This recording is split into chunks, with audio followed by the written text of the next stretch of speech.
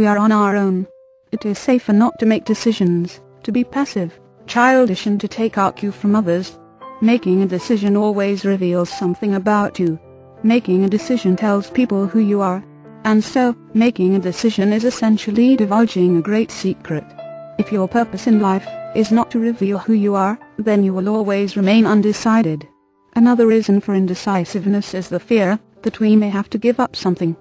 For example, if you want to take a vacation to Hawaii, it means you have to give up going to the Bahamas at the very same time.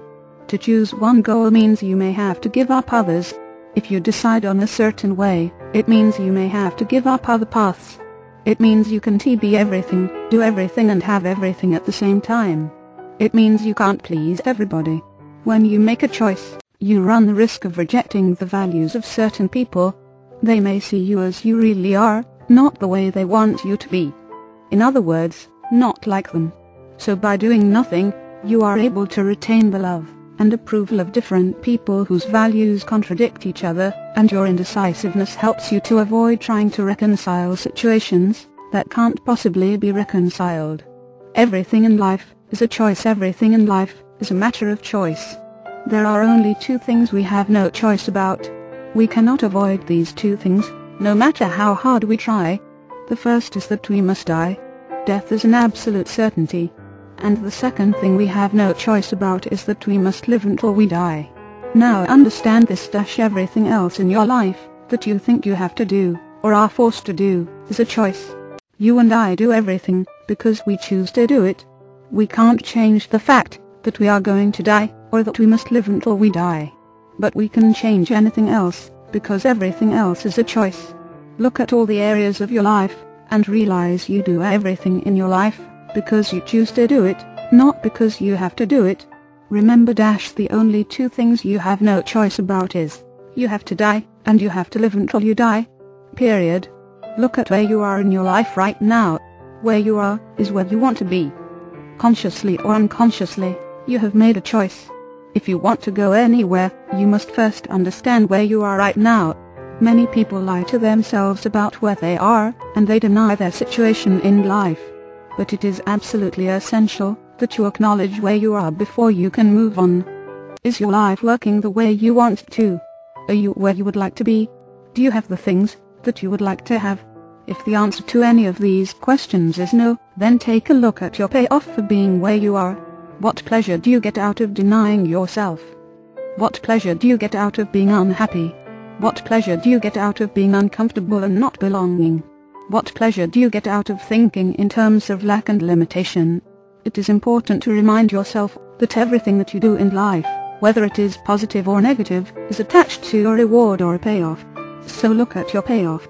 Observation is the first step in changing anything. When you observe, you are taking the first step toward freedom. And as you observe, you begin to see your own patterns of thought. You have to tell the truth about where you are before you can move on. If you are in pain, admit it. If something is not working, admit it. This is the fundamental principle of Alcoholics Anonymous. You must first acknowledge that you are an alcoholic before you can recover from alcoholism. So look at where you are right now, and then decide where you want to go. Let your mind be open to new possibilities. What do you really want? Remember, at the being level, you are total power and you can create anything that you want. Think about what turns you on. When was the last time you really felt turned on? When was the last time you felt enthusiastic, or stirred up by something? How about half a dozen times before that? If you can answer these questions, you have some powerful clues to what you really want. If your response is that you almost never feel turned on, then you are living in denial. When you are free to choose, how do you spend your time?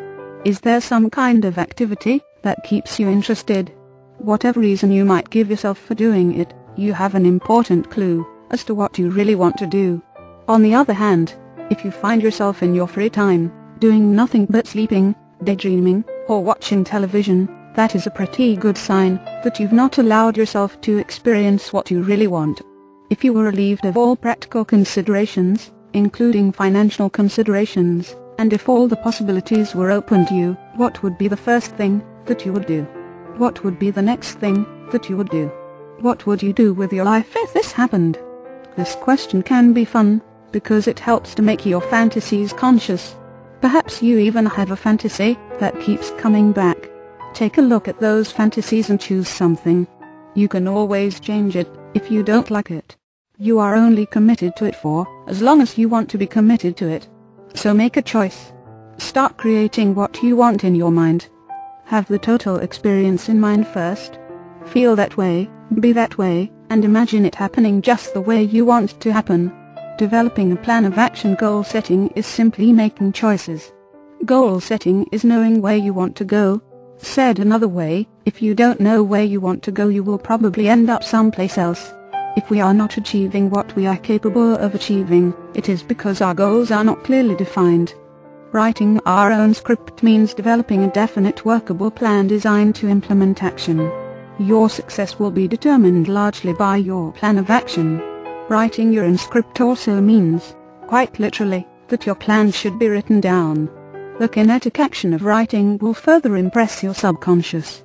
Your written plan will give you the courage to follow through, and help you to eliminate obstacles, distractions and interruptions. It will also serve as a yardstick for progress. You will be more aware of how far you have come, and how far you have to go. Many psychological studies have shown that a person's motivation is at its highest when he or she has some way of measuring accomplishment. Writing will crystallize thought, and thought motivates action. It reinforces your commitment to the attainment of what you want.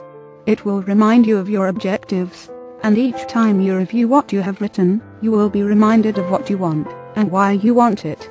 You will be greatly rewarded for doing this.